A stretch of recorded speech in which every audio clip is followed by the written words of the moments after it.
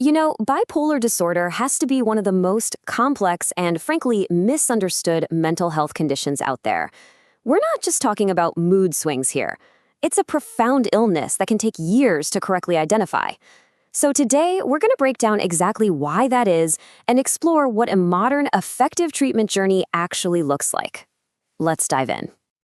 Right off the bat, this quote gets straight to the heart of the problem. Just imagine that for a second. Nearly a full decade of struggling, often with the wrong treatments, the wrong labels, the wrong explanations for what you're going through. This isn't just some inconvenience. It's a decade of potential damage to your relationships, your career, and your health. And we're not just talking about a waiting period. For so many people, these 8 to 10 years are a diagnostic maze. It's confusing, it's isolating, and to really understand that journey, we're going to follow the story of a patient named Drew, whose experience shows exactly why this gap is so tragically common. Drew's story kicks off like so many others do. The initial signs were there, but they were completely misinterpreted, which led him down a path of years of care that was just ineffective and totally uncoordinated. And what's really striking here is just how relatable these misinterpretations are. Drew's intense depressive episodes, they were explained away as just reactions to life. He was told it was seasonal depression or an anniversary reaction to his father's death, or, get this, buyer's remorse after getting married. All the while, the real smoking gun, the other side of the coin, the manic or hypomanic episodes, were completely missed. So he was getting this chaotic, fragmented care that never, ever got to the root of his illness. Okay, so to get out of that maze, the very first step is to understand what the illness actually is. I mean, it's called bipolar for a reason, right? It's defined by two opposite states, two poles. And recognizing both of them is the absolute key to getting the diagnosis right. So on one side, you've got mania. And this isn't just feeling happy or energetic. It's an intense, elevated state where someone might feel like they're on top of the world, not need to sleep for days, and get into impulsive, often dangerous behaviors.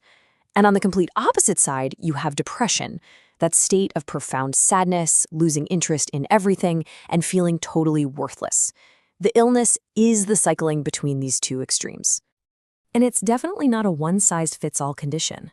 The disorder has subtypes, and they're mostly distinguished by how intense the highs get. Bipolar 1 is defined by having at least one full-blown manic episode. Bipolar 2, on the other hand, involves less severe highs, we call them hypomania, paired with major depressive episodes. And then you have people with a rapid cycling pattern, who go through 4 or more distinct mood episodes in a single year. So if the definitions seem pretty clear, what's the deal with that 8 to 10-year delay we talked about? Well, the answer is all about how easily bipolar disorder can look like a bunch of other conditions. One of the biggest mix-ups is with borderline personality disorder. The differences can be really subtle, but they are crucial. In bipolar, mood episodes last for weeks, sometimes months. In BPD, they can shift in a matter of hours. Bipolar mood swings often seem to come out of nowhere, while in BPD, they're usually a direct reaction to something that happened. And here's a huge one. In mania, there's a decreased need for sleep. It's not just that you can't sleep, you feel like you don't need it. That's a key distinction. But the confusion doesn't stop there. So many patients only go to the doctor when they're depressed. Why? Because the hypomanic highs can actually feel really productive, even great. So they just never get mentioned. Then there's ADHD, which shares things like impulsivity. But in bipolar, those symptoms are tied to a mood episode. They come and go. They're not a chronic, lifelong pattern.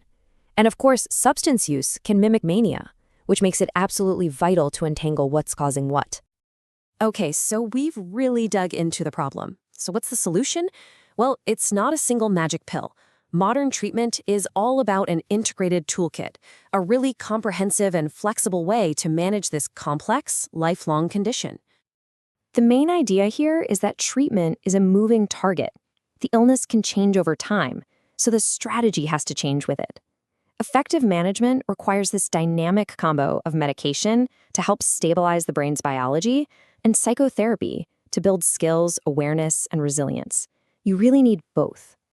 And psychotherapy isn't just talking about your feelings. It's about practical, empowering strategies. First up, psychoeducation. Just learning about the illness is a massive step forward.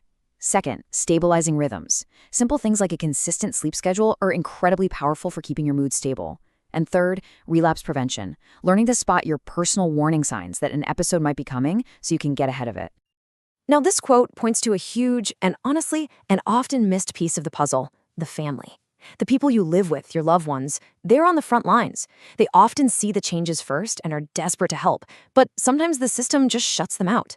Bringing them into the tent as allies in the treatment plan is absolutely essential. Let's circle back to Drew. His wife, who was a nurse, was the very first person to suggest he might need mood stabilizers.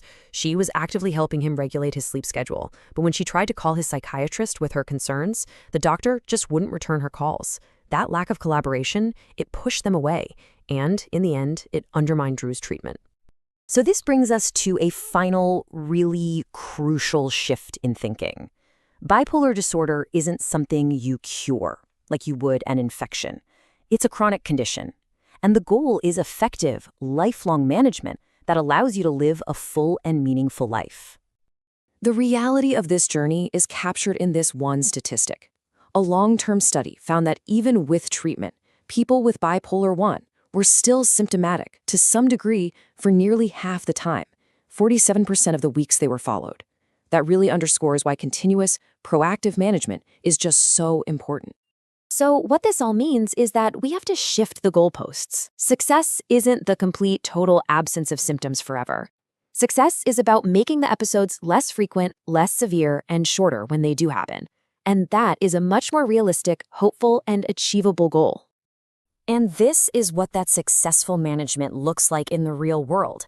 In the end, Drew and his wife became a team. They worked together, tracking his daily moods and energy levels, spotting those subtle shifts before they could escalate into something bigger. That right there is the integrated, collaborative model in action. So we'll end with this question. If treatment is a moving target and there's no simple cure, then what does recovery really look like? Maybe it's not a final destination you arrive at. Maybe it's a process. A process of building awareness, of collaborating with the people who care about you, and mastering the tools to navigate the highs and the lows, and turning what once was a chaotic maze into a manageable path forward.